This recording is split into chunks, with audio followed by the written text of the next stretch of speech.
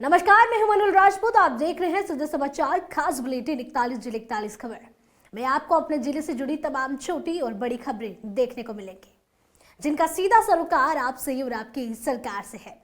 जिलेवार खबरों की तरफ बढ़े उससे पहले एक नजर डालते हैं आज की बड़ी हेडलाइंस पर। भरतपुर में मतदाता सूची के डिजिटाइजेशन में बड़ी सफलता, 121 बीएलओ हुए सम्मानित। केंद्रीय मंत्री श्री अर्जुन राम मेघवाल ने बाबा साहेब के योगदान को किया याद। कोटा में किसानों से सीधा संवाद, राज्य किसान आयोग ने सुनी समस्याएं, सुझाए ठोस समाधान। चलिए अब खबरों पर बात करते हैं विस्तार से। भरतपुर जिले में मतदाता सूची विशेष गहन पुनरीक्षण अभियान के तहत जिला प्रशासन द्वारा किए गए नए प्रयासों का अच्छा परिणाम सामने आया है। जिले के कुल 11,33,881 मतदाताओं में से 9,23,993 मतदाताओं के फॉर्मों का डिजिटाइजेशन पूरा हो गया है। कलेक्ट्रेट सभागार में आयोजित कार्यक्रम में जिला निर्वाचन अधिकारी श्री कमर चौधरी ने 121 बीएलओ को सम्मानित किया, जिन्होंने अपने क्षेत्रों में 100% डिजिटाइजेशन का काम पूरा किया है। अब तक जिले में 150 बीएलओ यह लक्ष्य प्राप्त कर चुके हैं। वहीं 95 से 99% काम पूरा करने वाले 144 बीएलओ अगले 1-2 दिनों में लक्ष्य हासिल कर लेंगे। चुनाव कमीशन के निर्देश के ऊपर सभी बीएलओज घर घर जाके वोटर्स को वेरीफाई कर रहे थे। तो जिन बीएलओज ने भरतपुर के बीच में 100% काम कंप्लीट कर दिया है, उनको पूर्व में भी हमने सम्मानित किया था और आज 121 ऐसे बीएलओज हैं जिनको हम सम्मानित करने जा रहे हैं, जिन्होंने अपना कार्य पूरा कर दिया है। इसमें अगर मैं बात करूं कॉन्स्टिट्यूंसी वाइज, तो नदबई कॉन्स्टिट्यूंसी के 42 हैं, वेर के 41 हैं, बयाना के 34 हैं और भरतपुर कॉन्स्टिट्यूंसी के 4 हैं। तो इन लोगों ने बहुत अच्छा काम किया है। ये हमारे सबसे फ्रंट के सोल्जर्स हैं। फील्ड में जाना, वॉलंटियर्स की मदद लेना, लोगों को कन्विंस करना, मुश्किल हालातों में काम करना, हम सब इनको नमन करते हैं और इनके काम की सराहना करते हैं। संविधान दिवस की पूर्व संध्या पर बीकानेर के रविंद्र रंगमंच में संविधान दिवस आयोजन समिति की ओर से एक कार्यक्रम आयोजित किया गया। कार्यक्रम में केंद्रीय कानून मंत्री श्री अर्जुन राम मेघवाल ने कहा कि बाबा साहेब डॉक्टर भीमराव अंबेडकर ने दुनिया का सबसे बड़ा और सबसे मजबूत संविधान बनाकर राष्ट्र निर्माण में ऐतिहासिक योगदान दिया है। उन्होंने बताया कि प्रधानमंत्री श्री नरेंद्र मोदी ने बाबा साहेब के 125वीं जयंती के अवसर पर 26 नवंबर को संविधान दिवस के रूप में मनाने की शुरुआत की थी। प्रधानमंत्री ने ही बाबा साहेब के जीवन से जुड़े 5 महत्वपूर्ण स्थानों को पंच तीर्थ के रूप में विकसित करवाया। संविधान जिन्होंने बनाया, उनके सम्मान में संविधान दिवस मनाने का निर्णय प्रधानमंत्री नरेंद्र मोदी जी ने 2015 में लिया। उसके बाद सामाजिक न्याय और अधिकारिता मंत्रालय ने एक सर्कुलर जारी किया 19 नवंबर 2015 को कि आगे से 26 नवंबर प्रति वर्ष हम संविधान दिवस के रूप में मनाएंगे। और वो अवसर था बाबा साहब की जन्म जयंती का 125वें वर्ष। तो ये शानदार निर्णय तो नरेंद्र मोदी जी ने लिया, तब से लेकर के हम बीकानेर में 2016 से लगातार संविधान दिवस का कार्यक्रम करते आ रहे हैं। कोई 1-2 दिन आगे पीछे कभी कभी होता है, लेकिन इस बार ये संविधान दिवस की पूर्व संध्या को ये मनाने का निर्णय इसलिए लिया गया कि 25 नवंबर 1949 को संविधान सभा में बाबा साहब का अंतिम भाषण था और बहुत शानदार भाषण था। तो बाबा साहब को श्रद्धांजलि देने के लिए, उनको याद करने के लिए, उनके संविधान निर्माण में योगदान को याद करने के लिए और संविधान के अनुसार हम चल सकें, देश का निर्माण कर सकें, देश का विकसित भारत बना सकें, इसके लिए आज ये गहन रूप से चिंतन मनन मंथन हुआ यहाँ बीकानेर रविंद्र रंगमंच। मैं सबको पहले तो बहुत बहुत शुभकामनाएं मैं बधाई देना चाहता हूँ कि हमारा जो संविधान दिवस है उसको हमने सब लोगों ने मिलकर मनाया। बाबा साहब का जो लिखित संविधान है देश का सबसे मजबूत संविधान है और उन्होंने जब लिखते वक्त सामाजिक समरसता का जो भाव जब उस समय लिखा था तब रखा था। तो आज जो 75 साल के बाद में भी हम चाहते हैं कि हमारे देश में इसी तरह का सामाजिक समरसता का भाव रहे और हमारे देश में सामाजिक एकता, हमारे देश में सामाजिक समानता हमारे इस देश में आर्थिक समानता सब काबिल हो। बाबा साहब ने क्योंकि लिखते वक्त ये कहा था कि ये जो वोट के देने का अधिकार है, इससे तो सबको समानता मिल जाएगी पॉलिटिकल, लेकिन इकोनॉमिक और सोशली ये समानता कब मिलेगी, इसमें मैं थोड़ा चिंतित हूँ। और उस कड़ी में हमारे देश के यशस्वी प्रधानमंत्री जी इस काम में लगे हुए हैं कि जो आर्थिक और सामाजिक समानता है उसको दूर करके देश में भाईचारा, बंधुत्व, अपनत्व, प्रेम, प्यार बना रहे। यही मूल संविधान की प्रस्तावना में भी है और यही संविधान। देश में खेल प्रतिभाओं को आगे बढ़ाने और युवाओं को प्रोत्साहित करने के लिए प्रधानमंत्री श्री नरेंद्र मोदी खेलो इंडिया जैसे आयोजनों को बढ़ावा दे रहे हैं। इसी कड़ी में खेलो इंडिया यूनिवर्सिटी गेम्स का आयोजन अजमेर में हो रहा है। इस प्रतियोगिता में लगोरी और खो खो जैसे पारंपरिक भारतीय खेल आयोजित किए जा रहे हैं। राजस्थान के कई जिलों से टीमें अजमेर पहुंच चुकी हैं। 1 दिसंबर से खो खो खेल की प्रतियोगिताएं शुरू होंगी। खेलेगा इंडिया तो बढ़ेगा इंडिया। और मुझे लगता है कि देश की खेल प्रतिभाओं को बढ़ाने के लिए देश के प्रधानमंत्री नरेंद्र मोदी जी ने जिस प्रकार से खेलों को और खिलाड़ियों को प्रोत्साहित किया है, उसका परिणाम है कि आज अजमेर जैसी जगह पे खेलो इंडिया यूनिवर्सिटी गेम्स के रग्बी और खो खो जैसे खेल यहाँ पर हो रहे हैं। 24 तारीख को खेलो इंडिया यूनिवर्सिटी गेम्स की शुरुआत जयपुर में जरूर हुई, SMS स्टेडियम में, जहां हमारे मुख्यमंत्री भजनलाल शर्मा और हमारे खेल मंत्री आदरणीय मनसुख मांडविया जी ने उसकी शुरुआत की। और उस शुरुआत के साथ राजस्थान भर में राजस्थान ने कहा पधारो मारा राजस्थान, जीतेगा सारा हिंदुस्तान, इस नारे के साथ इस खेल की शुरुआत हुई। और आज अजमेर में इस पटेल मैदान में ये रग्बी के मैचेज यहाँ शुरू हो गए हैं और आने वाले 1 तारीख से खो खो के गेम्स यहाँ पर होने वाले हैं। राजस्थान में देश भर की जो टीम्स आई है, मैं इस अजमेर का डिप्टी मेयर होने के नाते उनका बहुत बहुत स्वागत, अभिनंदन करता हूँ। अच्छा खेलें, बढ़िया खेलें, जीतें और देश का नाम रोशन करें। Ministry of sports and youth affairs के द्वारा गवर्नमेंट ऑफ इंडिया द्वारा ये खेलो इंडिया यूनिवर्सिटी गेम्स आयोजन राजस्थान में इस बार करवाया जा रहा है। इसमें मुख्यतः जयपुर में जो आयोजन है वो परसों शुरू हुए 24 को, और आज हमारे अजमेर में भी हमें सौभाग्य प्राप्त हुआ है कि यहाँ रग्बी के ऑल इंडिया से यहाँ पर लोग आए हैं, जिससे यूनिवर्सिटीज से, और उनके द्वारा आज ये गेम यहाँ शुरुआत की गई है। मैंने सभी का स्वागत भी किया, इंट्रोडक्शन भी किया, और हमने सभी के लिए व्यवस्थाएं आवश्यक जो करनी है, जो जिला प्रशासन को, जो राज्य सरकार के निर्देश थे उसके अनुरूप हमने की है। सभी अतिथि देवो भव की भावना को रखते हुए हमने कोशिश की है कि सबको हम कन्वीनियंट जो है सुविधाएं दें, और गेम के लिए जो आवश्यक सुविधाएं हैं वो पटेल स्टेडियम में हमने पहले से उपलब्ध थी, जो आवश्यक और व्यवस्थाएं थी वो की गई हैं। मैं चाहता हूं कि अजमेर के सभी वासी आकर इन गेम्स को देखें और जो स्पोर्ट्समैन स्पिरिट है, जो टीम स्पिरिट है, उसको और अधिक हम बढ़ाएं और देखें कि किस प्रकार से गेम जो है लोगों को ना सिर्फ फिजिकली बट मेंटली भी मैच्योर भी करता है और हमारे वेलबींग के लिए भी अच्छा। राज्य किसान आयोग के अध्यक्ष श्री CR चौधरी ने कोटा में किसानों से मुलाकात कर उनकी समस्याएं सुनी।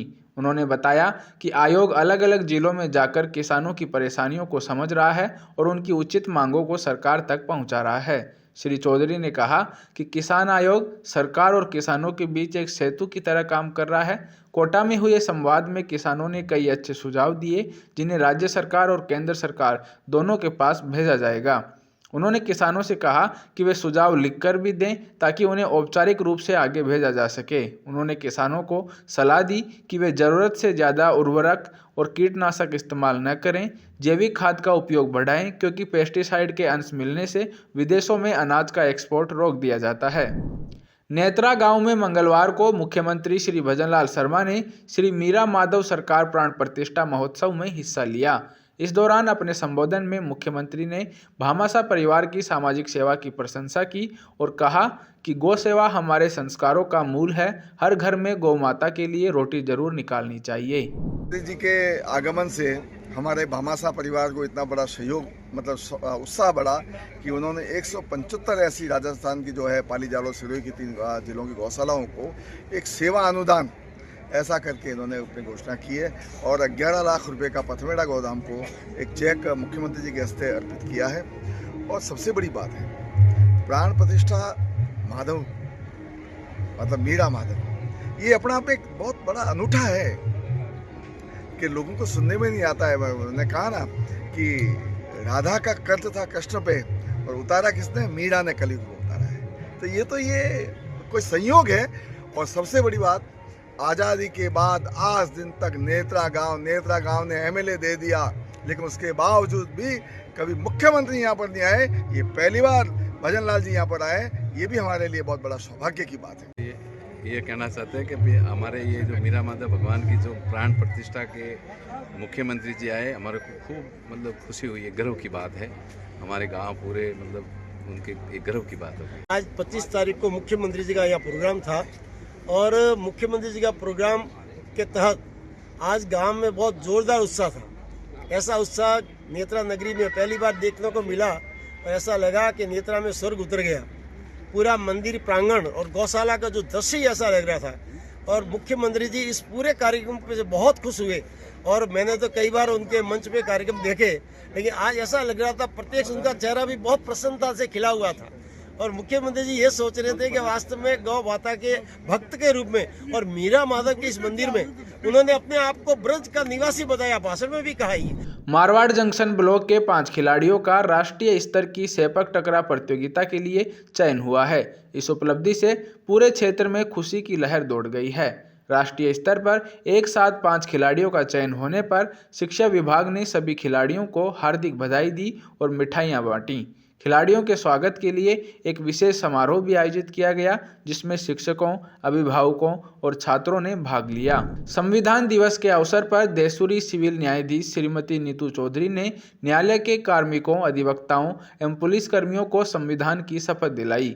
न्यायालय परिसर में हुए इस विशेष कार्यक्रम में सभी ने राष्ट्र के प्रति अपने कर्तव्यों का निष्ठापूर्वक पालन करने तथा संविधान की मर्यादा बनाए रखने का संकल्प लिया।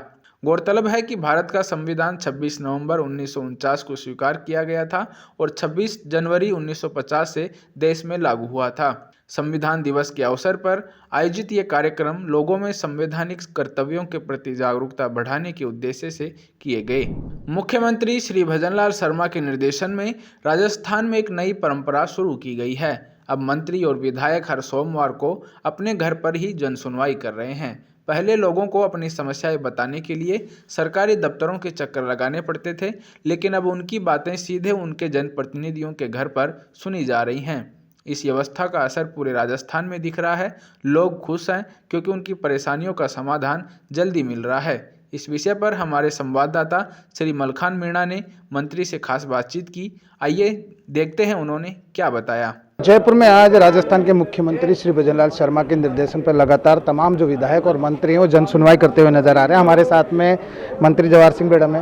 बेडम साहब, लगातार जो माननीय मुख्यमंत्री हैं उनके निर्देशन पर जन सुनवाई का कार्यक्रम हो रहा है, किस तरह से देखते हैं, किस तरह से आम जनता का समाधान हो रहा है?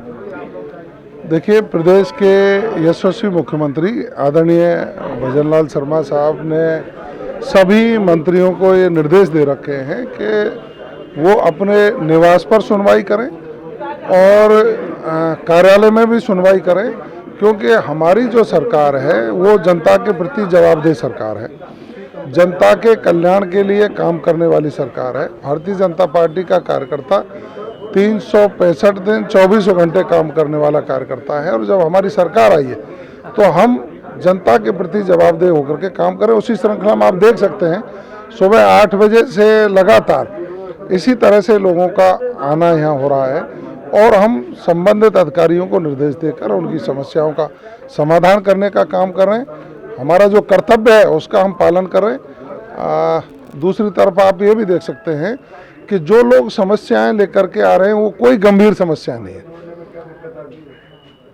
सरकार के कामकाज से बहुत संतुष्ट नजर आ रहे हैं। अधिकतर लोग बधाई देने आ रहे हैं कि माननीय मुख्यमंत्री जी ने हमारी सड़क निकलवा दी, माननीय मुख्यमंत्री जी ने हमारी पानी की समस्या का समाधान कर दिया, माननीय मुख्यमंत्री जी ने हमारे यहाँ कॉलेज खोल दिया, हमारे यहाँ हॉस्पिटल खोल दिया, हमारे यहाँ पीएचसी खोल दी, हमारे यहाँ आयुर्वेद हॉस्पिटल खोल दिया। इस तरह की और पंचायतों का जो पुनर्गठन हुआ है उसके लिए भी बहुत लोग धन्यवाद देने के लिए आए। कई छोटी मोटी त्रुटियाँ भी हैं तो उसको ठीक करने की बात करने के लिए लोगों में ओवरऑल हम देखा जाए तो सरकार से खुशी है, प्रसन्नता है। माननीय मुख्यमंत्री जी का आभार लोग व्यक्त कर रहे हैं। मंत्री साहब, आप पूरी राजस्थान से भी आते हैं, मतलब लगातार जो पानी की समस्या उस पर माननीय मुख्यमंत्री का फोकस है कि पानी की समस्या को समाधान को ख़त्म किया जाएगा और पूरी तरह से ERCP योजना है उस पर भी काम कर रहे हैं। और ऐसे में अभी आपकी सरकार के 2 साल पूरे होने वाले हैं, तो ऐसे में 2 साल में सबसे बड़े आम जन को आप लगातार जन सुनवाई कर रहे हैं, तो कितना खुश नज़र आ रहे हैं? आप ये देख सकते हैं कि पूर्वी राजस्थान की प्यास बुझाने का काम और किसानों को सिंचाई के लिए पानी मिले, ये वर्षों से किसान मांग करते आ रहे थे। पिछली जब कांग्रेस की सरकार थी तो उन्होंने ERCP का खेल खेला, एक बूंद पानी कहीं लाए नहीं, राजनीति करते रहे। प्रदेश के मुख्यमंत्री आदरणीय भजनलाल जी बने और उन्होंने मुख्यमंत्री बनने के बाद सबसे पहला जो एक बड़ा निर्णय किया वो पूर्वी राजस्थान को पानी मिले, इसका एक MOU किया, MOA कर दिया, टेंडर कर दिया, धरातल पर काम चालू हो गया और राजस्थान के भागीरथ के रूप में उनको जाने लगा है। मैं समझ सकता हूं कि हमारे इस कार्यकाल में अधिकतर हिस्से में पानी पहुंच जाए, ये हमारा प्रयास रहेगा। फिर दूसरी बार हमारी जब 2028 के बाद सरकार बनेगी तो फिर और बड़े काम हाथ में लेकर के जनता की भलाई का हम काम करेंगे। निश्चित रूप से पूरे राजस्थान में आप ये देख सकते हैं, शेखावाटी के लोग बहुत दिनों से मांग करते आ रहे हैं, उसका भी हरियाणा सरकार से समझौता करके वो पानी समय पर वहाँ पहुँचे। हमारी ब्राह्मणी नदी का पानी बीसलपुर में आए, बीसलपुर से बाणगंगा में आए और वो पूर्वी राजस्थान को मिले, बनास में पानी आए, मोरेल नदी में पानी आए और बांध हमारे सब भर जाएंगे तो हमारा पानी का जो लेवल है वो रिचार्ज होगा और किसान खुशहाल होगा। यही उनका सोच है, विकसित राजस्थान बने, अग्रणी राजस्थान बने, इस संकल्प को लेकर हमारी सरकार काम कर रही है। बहुत बड़ी बात कही है कि 2028 में सरकार रिपीट हो रही है, यानी कि पूरी राजस्थान से अगर आपने इस तरह की बात कही है तो लगता है कि किसानों का प्यार समर्थन मिलता हुआ नजर आ रहा है। पूरे राजस्थान का बच्चा इस बात को कहता है कि भारतीय जनता पार्टी की केंद्र की सरकार माननीय नरेंद्र मोदी जी के नेतृत्व में जिस तरह से आम जनता के हितों के लिए कानून बनाकर और निर्णय लेकर के उनके हित में काम कर रही है। प्रदेश में माननीय मुख्यमंत्री भजनलाल शर्मा जी के नेतृत्व में हमारी सरकार काम कर रही है।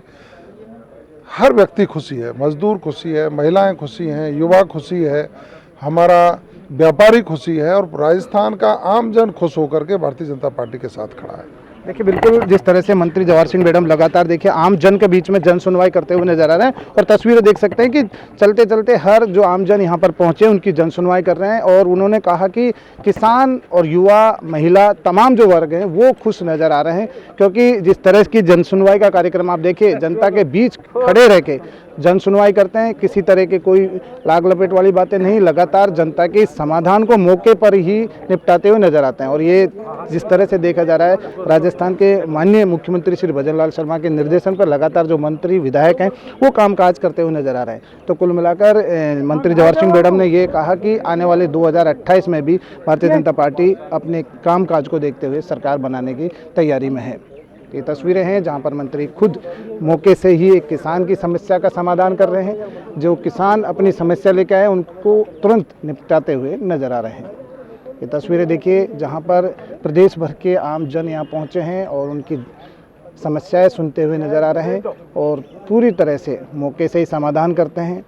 अधिकारी को मौके से फ़ोन करना और किसान की पीड़ा को सबसे पहले समझने का काम कर रहे हैं मंत्री जवाहर सिंह बेडम।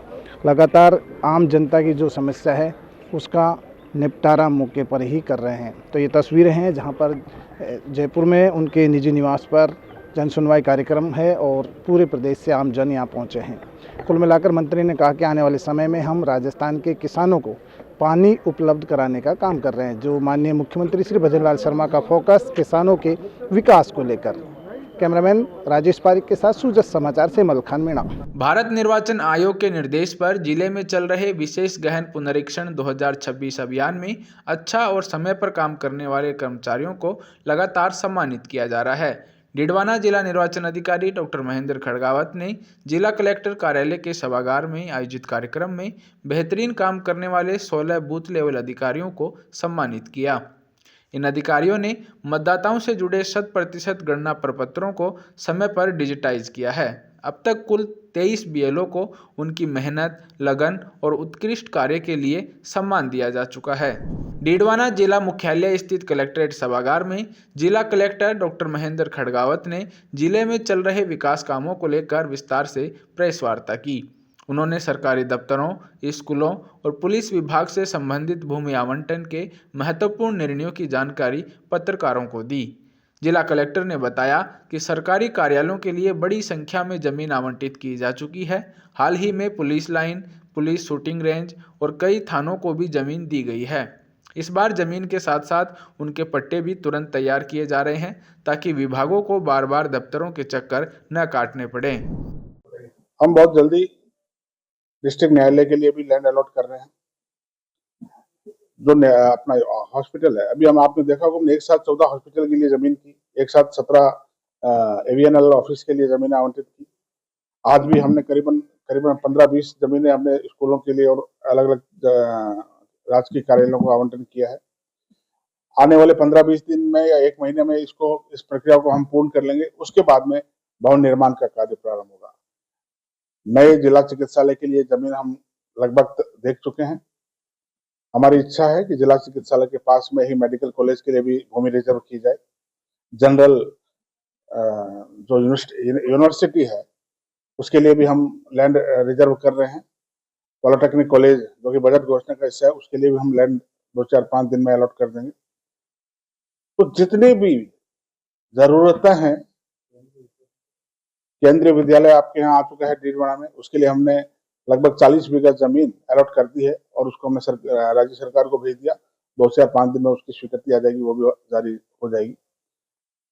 जिले के विकास के लिए जो चीजें हैं, राज्य सरकार के स्पष्ट निर्देश है कि नए जिलों का बहुत तेजी के साथ और इस प्रकार से विकास किया जाए कि लोगों को इसका लाभ मिले। विकास इस तरह से न किया जाए कि एक ही सड़क के ऊपर सारी चीजें हमने सारे सरकारी कार्यालयों को एक जगह किया है ताकि जनता को इधर उधर भटकना ना पड़े। हमने पुलिस लाइन और बिल्कुल रिवर्स साइड में दिया है ताकि उस लैंड का उधर भी विकास हर तरफ होगा, तब जिला। अभी आपका जिला बिल्कुल सिमटा हुआ है, हम इसको फैला रहे हैं और जैसे जैसे सरकारी कार्यालय खुलेंगे आपके जिले का विकास होगा और जिले का अगर विकास होगा तो आम जन का भी विकास होगा। आर्य समाज ब्यावर के 141वें वार्षिकोत्सव की शुरुआत देवयज्ञ ध्वजारोहण के साथ हुई।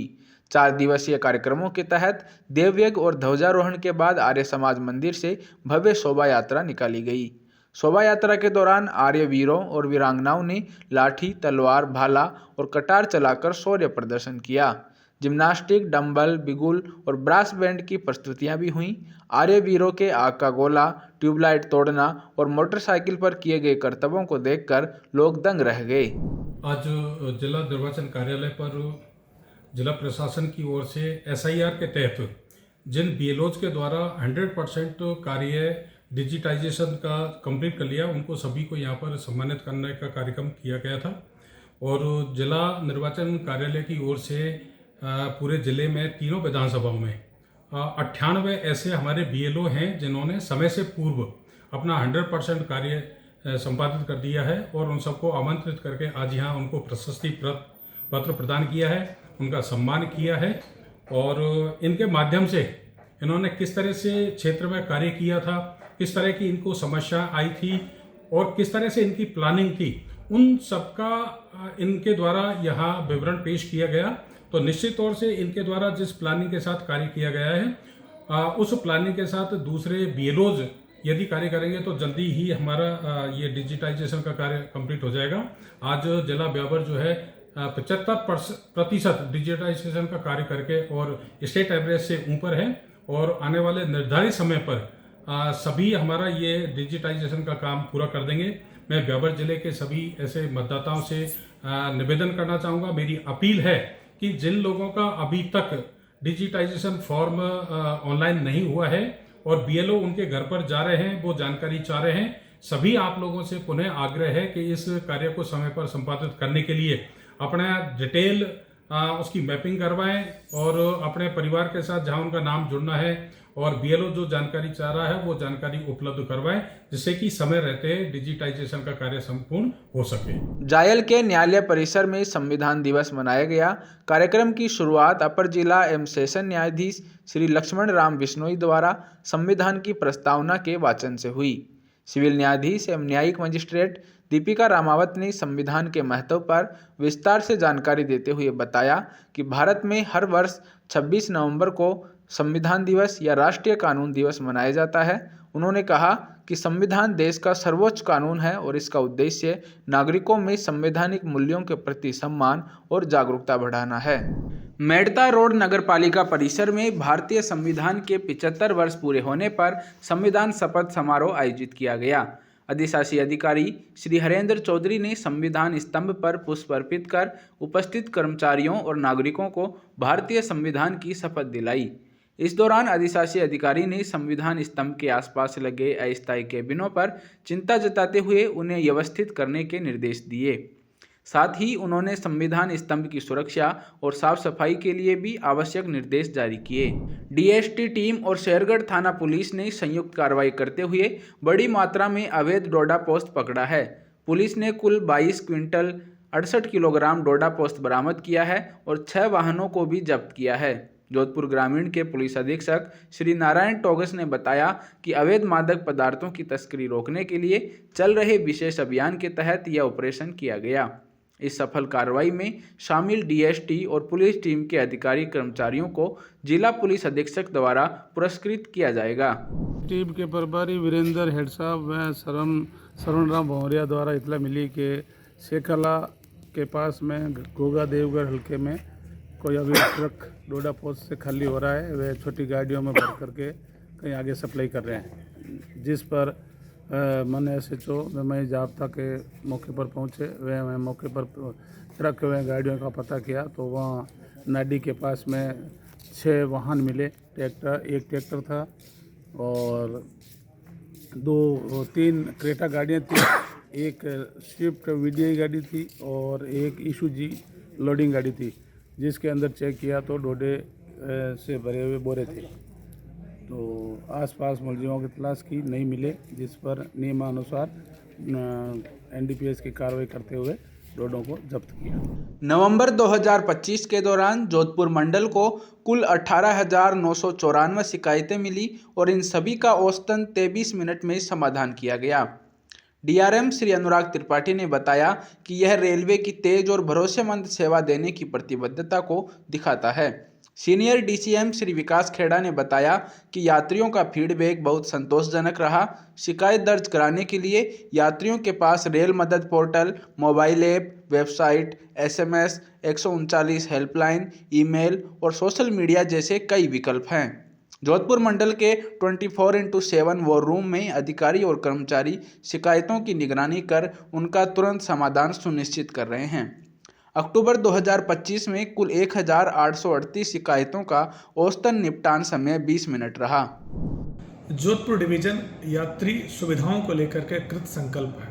इस वित्त वर्ष में अभी तक जोधपुर डिवीजन ने यात्रियों से प्राप्त शिकायतों में 19,000 शिकायतों का निपटारा किया है और मैं आपको बताना चाहूँगा कि इस समय औसत निष्पादन 23 मिनट चल रहा है, जो रेलवे बोर्ड के टारगेट को अचीव करता है। हमारी कुछ शिकायतें 9 मिनट 14 मिनट में भी निष्पादित की गई। मैं आपको बताना चाहूँगा कि रेलवे से संबंधित जो भी शिकायतें हैं, लिनेन को लेकर के, पंक्चुअलिटी को लेकर के, स्वच्छता को लेकर के, बहुत सारे ऐसे चैनल अवेलेबल हैं जब यात्री हमारे रेलवे पर अपनी शिकायत दर्ज कर सकते हैं और मिनटों में हम उसका निपटारा करते हैं। रेल मदद है, मोबाइल ऐप है, 139 है, SMS है, वेबसाइट है, इन पर यात्री जाके अपनी शिकायत दर्ज करते हैं और तत्काल रेलवे उसका निपटारा करती है। शेरगढ़ विधायक श्री बाबू सिंह राठौड़ बुधवार को मुख्य बाजार पहुंचे और हाल ही में हुई आगजनी की घटनाओं का जायजा लिया। विधायक श्री राठौड़ ने जिला कलेक्टर और विद्युत विभाग के MD श्री भंवरलाल से बात की और शीघ्र मुआवजा दिलाने का भरोसा दिया। उन्होंने कहा कि विद्युत विभाग के अधिकारी घटनास्थल पर आकर जांच करेंगे और सभी संभव मदद करेंगे। उन्होंने यह भी निर्देश दिए कि शेरगढ़ के मुख्य बाजार और अन्य जगहों पर विद्युत पोल पर बिछे जाले जैसी तारों को तुरंत दुरुस्त किया जाए ताकि भविष्य में इस तरह की आगजनी से बचा जा सके। मुख्यमंत्री श्री भजनलाल शर्मा की पहल पर पशुपालन विभाग ने 20 नवंबर 2025 से मंगला पशु बीमा योजना 2025-26 शुरू कर दी है। Block veterinary health officer doctor Faheem Akhtar ने बताया कि यह योजना जन आधार कार्ड धारक पशुपालकों के लिए निःशुल्क है। बीमा योजना का लाभ पहले आओ पहले पाओ के आधार पर मिलेगा। इसके लिए सभी पशुपालकों से अनुरोध है कि वे अपना जन आधार कार्ड और उससे जुड़ा बैंक खाता सक्रिय रखें। ऑनलाइन पंजीयन की अवधि 21 नवंबर से 30 नवंबर 2025 तक है। इसके बाद ग्राम या वार्ड में आयोजित शिविरों में पशु चिकित्सक और बीमा एजेंट के माध्यम से बीमा कराया जा सकेगा। जिले के देवली में इस वक्त हमें मुख्यमंत्री राजस्थान सरकार भजनलाल सरकार पशुओं के लिए निःशुल्क बीमा योजना लेकर आई है। इसको लेकर शहर में एक जोर शोर से उत्साह देखा जा सकता है। कैसे अधिकारी मॉनिटरिंग कर रहे हैं, लोगों के बीच में जा रहे हैं, योजनाओं को बता रहे हैं। मंगला पशु बीमा योजना की जानकारी हम सर से बातचीत करेंगे। जी सर। नमस्ते जी, मैं doctor Faheem Akhtar, block veterinary health officer Deoli Tonk. मुख्यमंत्री मंगला पशु बीमा योजना हमारे माननीय मुख्यमंत्री पशुपालकों के लिए एक बहुत ही महत्वपूर्ण योजना लेकर आए। मुख्यमंत्री मंगला पशु बीमा योजना, जिसमें पशुपालकों को आर्थिक संबल प्रदान करने के लिए और पशुओं का संरक्षण के लिए मुख्यमंत्री मंगला पशु बीमा योजना का शुभारंभ किया जा रहा है, जिसका दूसरा चरण है। पहले चरण में 21 लाख पशुओं का बीमा किया गया था और 2025-26 में 21 लाख पशुओं का बीमा और किया जाएगा। इसमें एक जन आधार पर 2 दुधारू पशु, गाय और भैंस, साथ में 10 भेड़ें, 10 बकरी और 10 ऊंट का बीमा एक पशुपालक द्वारा किया जा सकता है। इसके लिए पंजीकरण 21 नवंबर 2025 से शुरू हो चुका है और 30 नवंबर 2025 तक पंजीकरण होगा, जिसमें पशुपालक अपने मोबाइल पर और ई-मित्र पर जाकर अपने पशुओं का रजिस्ट्रेशन करवा सकता है। उसके लिए उसे अपना जन आधार कार्ड और जन आधार से लिंक मोबाइल नंबर और पशु के साथ आवेदक की फोटो, उसके द्वारा वो अपने पशु का बीमा हेतु रजिस्ट्रेशन करवा सकता है। इसके लिए पहले आओ पहले पाओ जो टारगेट दिए गए हैं, वो जैसे लक्ष्य पूरे होंगे तो वो ऐप बंद हो जाएगा और इसमें कोशिश की गई ज़्यादा से ज़्यादा पशुपालकों को लाभान्वित किया जाए। उसके उपरांत रजिस्ट्रेशन के बाद 1 तारीख से हर राजस्व गांव में कैंप लगाए जाएंगे। वहाँ हम उपस्थित रहेंगे, हमारे डॉक्टर उपस्थित रहेंगे और बीमा एजेंट उपस्थित रहेंगे। वहाँ हाथों हाथ हम उनको हेल्थ सर्टिफिकेट इशू करेंगे, साथ में पॉलिसी इशू करेंगे और हमारे जितने भी कार्मिक अधिकारी हैं वो गाँव में इसका प्रचार प्रसार करके और सभी को ज़्यादा से ज़्यादा लाभ मिले इस हेतु प्रेरित कर रहे हैं। हमारे जनप्रतिनिधि भी इसके लिए प्रेरित कर रहे हैं और सोशल मीडिया के माध्यम से और पत्रिकाओं के माध्यम से इसका ज़्यादा से ज़्यादा प्रचार किया जा रहा है। कि यहाँ के जो अधिकारी है अख्तर जी से हमने बात की, मंगला पशु बीमा योजना क्या है, इसको लेकर गांव में, शहर में, उपखंड में, कस्बे में लोगों से अपील की जा रही है। देवली से सूजत समाचार के लिए रोहित साहू की रिपोर्ट। सीकर जिला SIR अभियान में बहुत अच्छा प्रदर्शन कर रहा है। इसी को लेकर जिला कलेक्ट्रेट सभागार में 127 बूथ लेवल अधिकारियों का सम्मान किया गया, जिन्होंने 100% डिजिटाइजेशन का काम पूरा किया। जिला कलेक्टर श्री मुकुल शर्मा ने बताया कि अभियान की शुरुआत में सीकर का रैंक प्रदेश में 40वां था। BLO की मेहनत से अब यह 14वें स्थान पर पहुंच गया है और उम्मीद है कि अभियान खत्म होने तक सीकर टॉप 5 जिलों में होगा।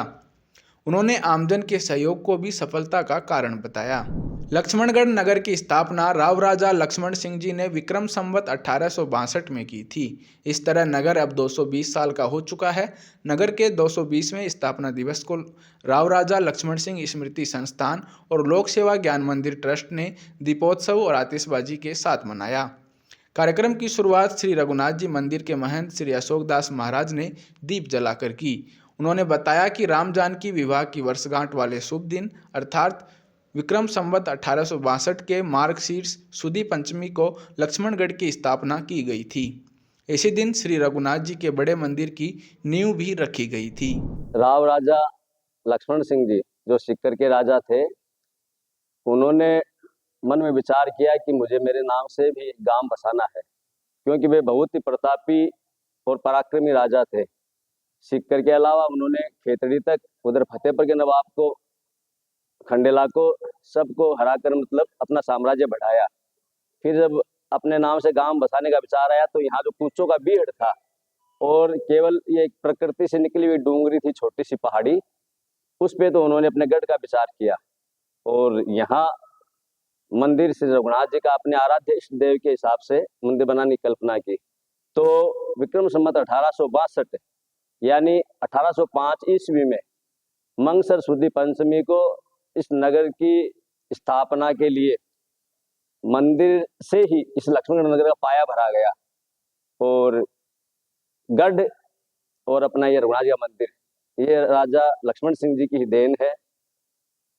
इस प्रकार आज 220वां स्थापना दिवस है लक्ष्मणगढ़ का। जय श्री राम।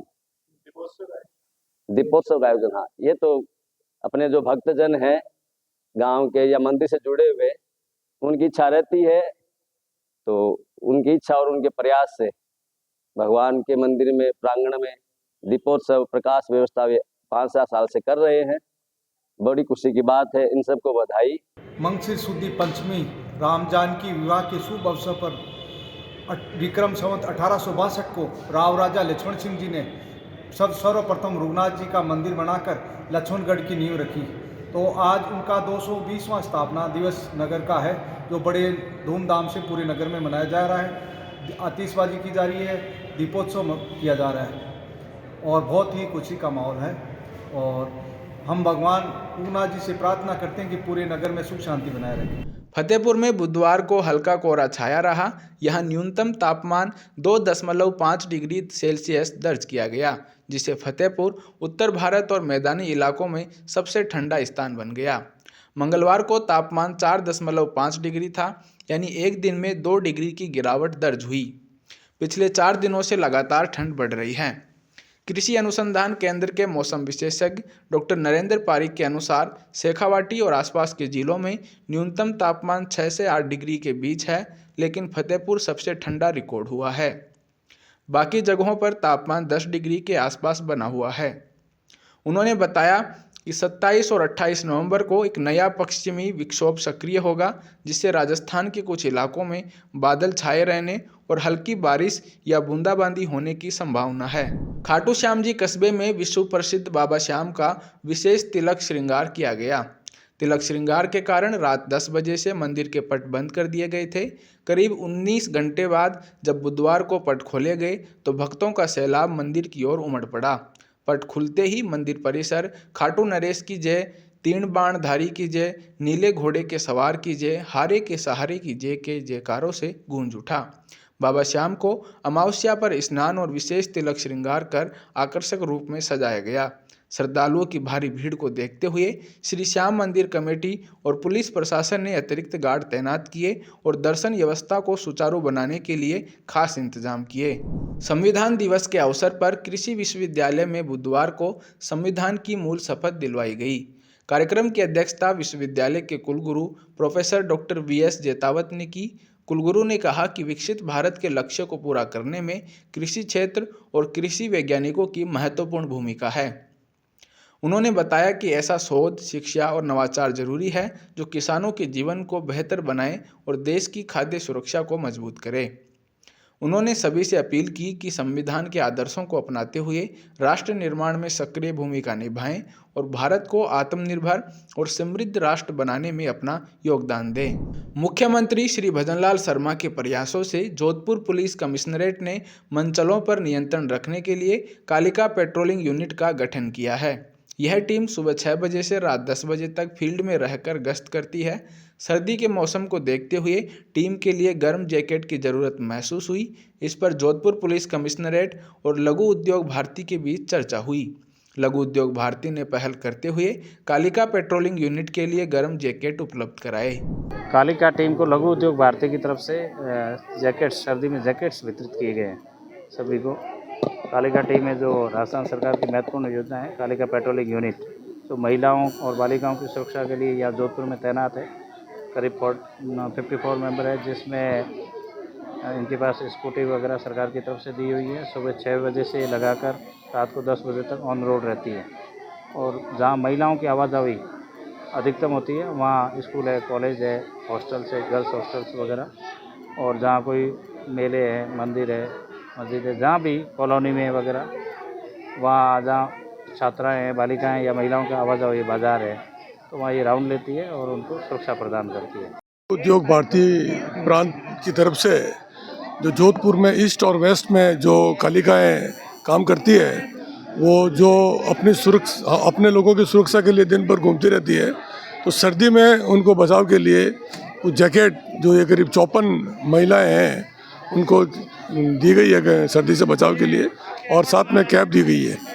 ये जोधपुर कमिश्नर की तरफ से जो आया था वो हमने एक्सेप्ट करके इनके जो वेंडर हैं वहीं से बनवा के मंगाई है, इनके नाप के हिसाब से वो आज हमने वितरण की है।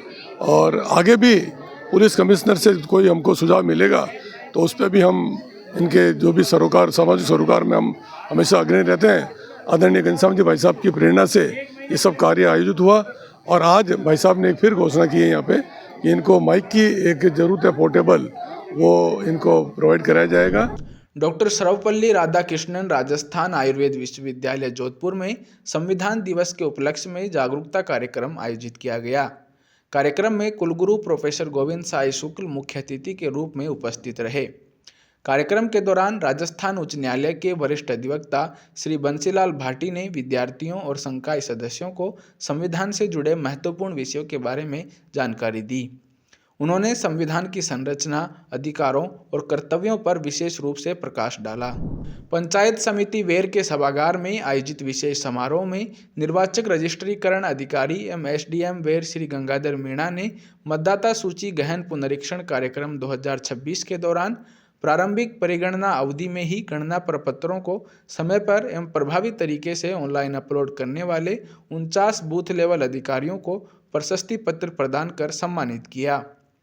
अधिकारियों ने बीएलओ के कार्य की प्रशंसा करते हुए कहा कि उनकी सक्रिय एवं जिम्मेदार भूमिका से निर्वाचन प्रक्रिया और भी पारदर्शी, सुदृढ़ और विश्वसनीय बनती है। 41 खबर बुलेटिन में आज के लिए इतना ही। फिर मिलेंगे किसी और खबर के साथ। तब तक के लिए देखते रहिए सोचे समाचार। हमारे चैनल को लाइक, सब्सक्राइब और शेयर करना ना भूलें। धन्यवाद।